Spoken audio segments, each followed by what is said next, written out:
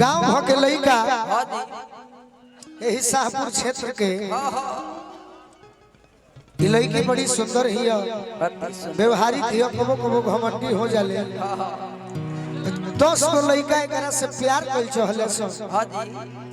तो 10 लड़का शॉट ना पौले से ना ना एके शॉट 10 लड़का हमरा से मिल के पूछल कि गोलू राजा तू ही एकरा मन के बात बता सकत रह कि काहे आखिर उदासल बिया काहे इतना भड़कतिया तो हम कहने के अरे पगला हम तो बागेश्वर महाराज के छोटका भाई हई मनवे के बतिया पढ़ के कह दे सही फगुए होई हां फगुआ ना छठो को होई लगल अच्छा अच्छा ई फरमाइश बा तहार तोहरो कम फरमाइश नहीं एक से मोहब्बत रति के साथ रहत रही है के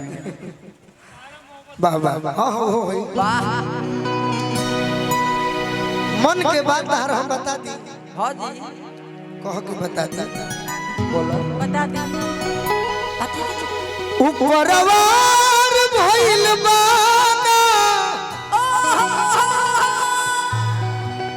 अरे बुखार भइल बा ऊपरवार भइल बाना बाबा अरे बुखार भइल बा किए हो अरे छौड़ी से पूछो एकरा प्यार भइल बा ए हो छौड़ी से पूछो एकरा प्यार भइल बा उदासल बिया हंसत बिया कर कारण बा का बा ऊपरवार भइल बा बुखार भइल बा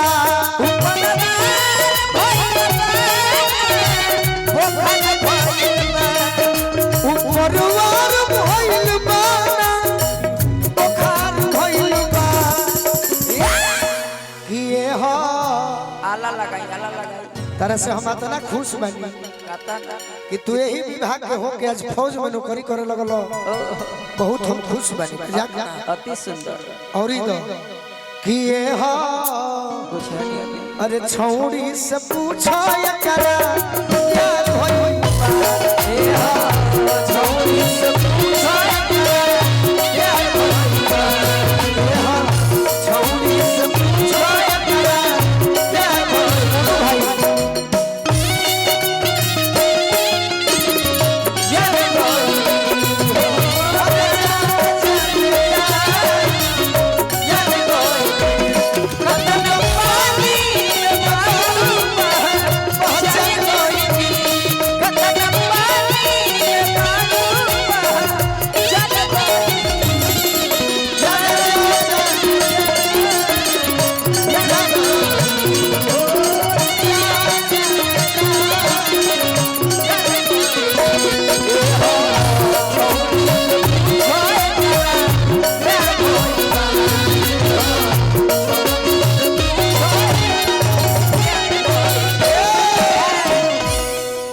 जितना नौजवान हमरा नियन बाड़े हां जी उ प्रेम करत रे कुछ दिन सही 4 दिन hi hello good morning tata bye good evening good night होता हां जी 5वां दिन का होना ना चल रहरी में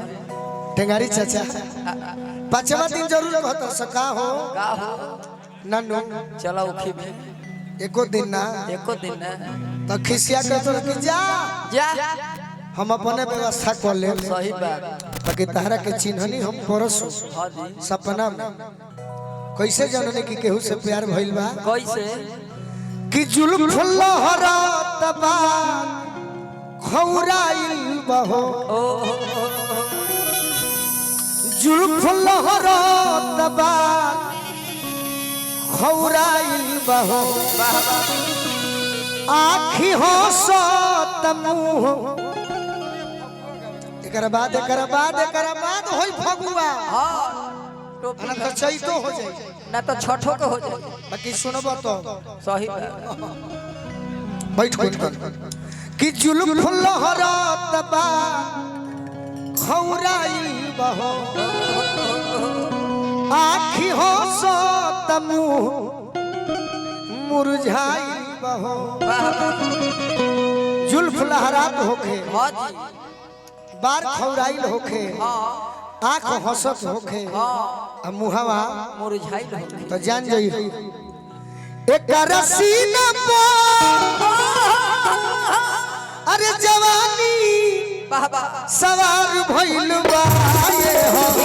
छोड़ी से पूछो प्यार भइल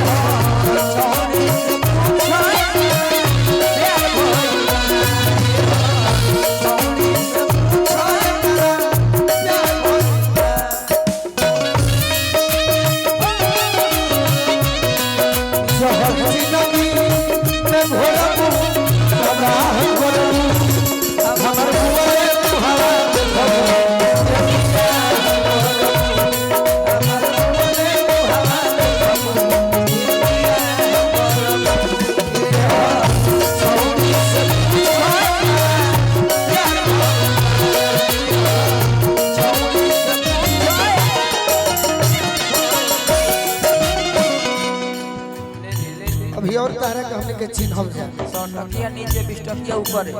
चल के देखैबू तो तनी चल के देखा दो तनी चल जैसे अपना घर से निकले लू दीवाना के पागल बनावे खातिर वैसे तनी चल के देखाओ तो ना ना गबड़ाता ऐसे तो भैंस चलेली सब चल डगर में दे डगमा गाता हो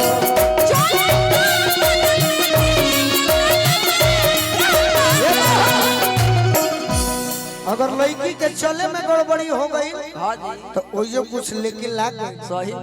कि चले अरे डगर में दे वाह वाह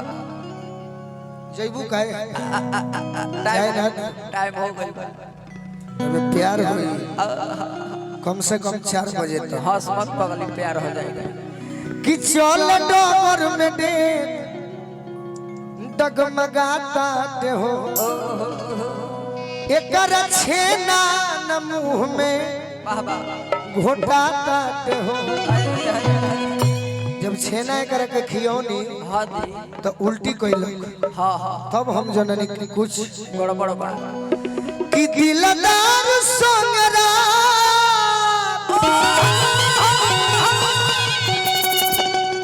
दिलदार संगरा वाह वाह अरे गुलजार भइल बा ए हो पगली के लगली बीमारी न हो झाड़ा वाला बाड़े वो झई शिकारी न हो रह जाने एगो लाइन पूरा हो जाए दो सही बात कि गोलू संगे अरे सजे में जय हो कारोबार भइल बा ये हो अरे छौड़ी से पूछो एकरा अरे प्यार भइल